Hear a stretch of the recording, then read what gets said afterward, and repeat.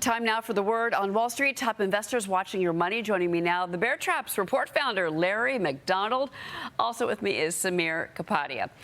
Larry, hey, good morning. Let's start with you here. We're taking a look at futures. We're actually coming back a little bit. The Dow is only down about 41 points right now, so a little bit of an improvement.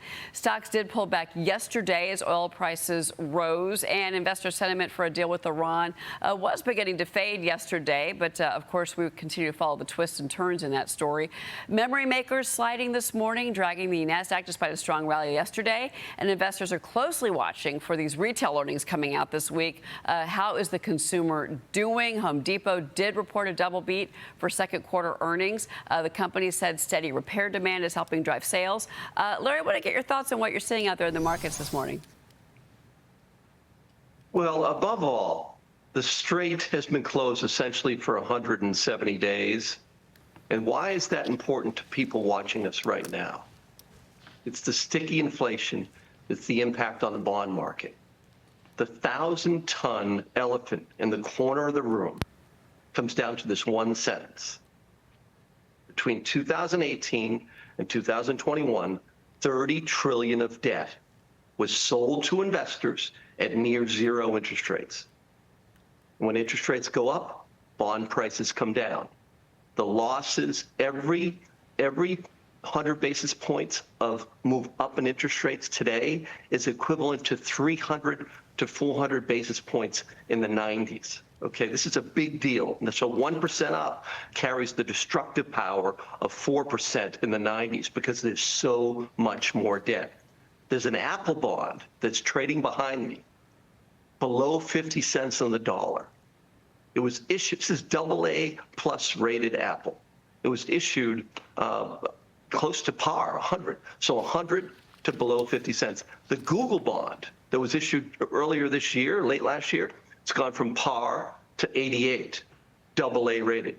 Interest rates up, bond prices down. That's the elephant sitting in the corner of the room. Well, and many have said, not so much an elephant as one that the elephant we've talked about was the fact that maybe it's going to be the bond market, Samir, more than the actual equity market or even the Federal Reserve that's going to kind of do the bidding, because the more that Kevin Warsh has said he's going to pull back communications and that telegraphing, the bond market seems to be a lot more powerful.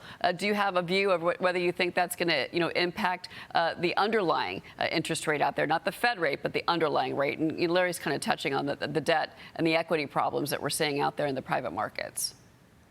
Well, it's tough to comment on the future of how these bond yields will fare. Ultimately, these decisions have to be made at the Fed level, on an independent Fed, but a Fed that understands market realities, I think, is what we need both politically and from a public policy standpoint, where the country needs to manage some of these other expectations that we're seeing. There are inflation, red flags that we need to be very mindful of, but really they're all stemming from the geopolitical risk premiums that we're seeing in the energy markets, because Iran and Oman just can't get serious. They can't come to the table. They can't negotiate a conclusion to this circumstance in the Strait of Hormuz. And I think that's what's putting the ultimate pressure on the economy writ large. And I think the president's pretty fed up with it. We've seen him come out repeatedly saying, hey, time's up. Let's get serious. Hopefully they take a turn here and we're able to remedy that. Well, absolutely, and he's very aware of how this is affecting the inflation story around the country and having the strait closed, and he's been very clear about that. And Samir, let's talk about this, because with oil,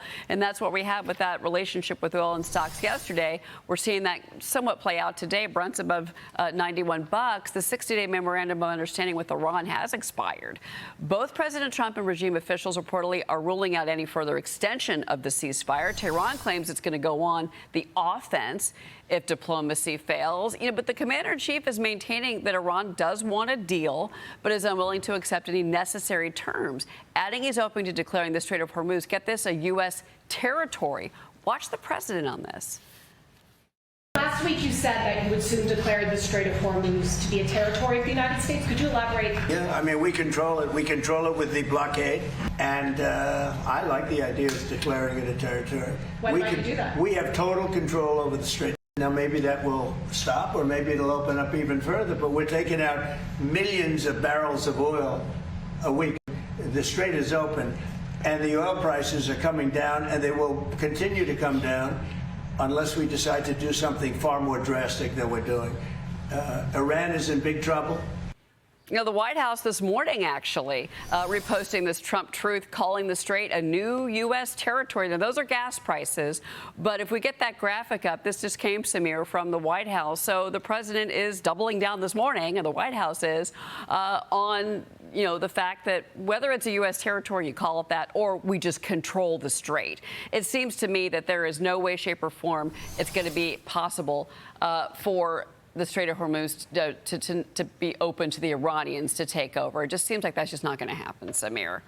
Well, it shouldn't happen, Cheryl. Look, this has been managed completely irresponsibly by the Iranian regime. They've held it hostage. Now they're trying to use it as some kind of toll or some kind of, you know, ransom to say, you know, you can't bring in oil or get oil out without paying us 7%, 8%, 9%. Even Oman wants another 3 or 4%. I mean, what is this? This is like a cartel playing out in the Middle East. Exactly. Now, this wouldn't be the first time that the United States has to come in and use maritime posturing and dominance to go and fix a global problem. I love the fact, Cheryl, that you don't see Europe, you don't see China, you don't see any of the other big countries that rely upon this strait taking an active role. In fact, they want the Americans to come in and fix all of it. I think that's totally unfair. We got to get them on the table. Yeah, Larry, I want to get your take on NVIDIA, but I do want to also initially get your hot take on import-export prices, because those just crossed the tape. And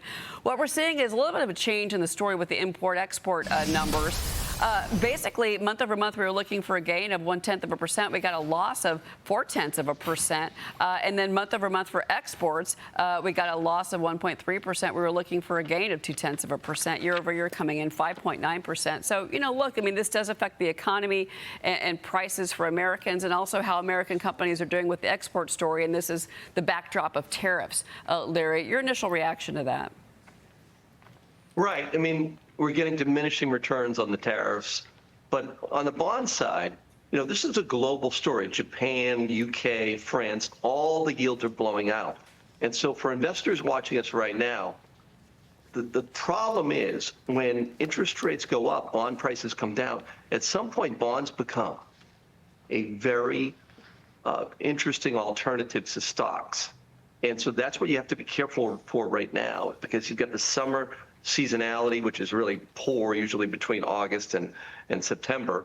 But when bonds start to offer competitive returns relative to stocks, that's when the risk reward deteriorates. It's very similar to the summer of '87. I'm not saying we're going to get a crash, but historically, when bonds start to threaten stocks at this degree, especially with global rates across the G7 going up, investors watching us right now used to have extreme caution. So, Larry, what's the answer then? I mean, I understand the red flashing signals that you're putting out there, but what is the fix, in your opinion? Well, you know, look at Buffett. You know, he's got a lot of cash. But on the other side of the coin, companies that control hard assets, not just oil and gas, any kind of companies that control metals, BHP, uranium names, these names are a very small percentage of the S&P 500. There's 41 trillion in the NASDAQ 100, and across metals, oil and gas, and materials and industrials, there's only like maybe 4.5 trillion. So it's 10 times more in the NASDAQ 100 than is in companies that control hard assets. So that's the alternative. Stay away from the crowded trade when bonds become this kind of a threat. All right. Well, I guess I want to ask you about NVIDIA. Speaking of crowded trades, yeah, there we go. Larry, it's great to see you. Larry McDonald, always fascinating to talk to you. Samir, you're going to stay with us for the rest of the hour. Sure. We'll be right back, everybody. Stay with us.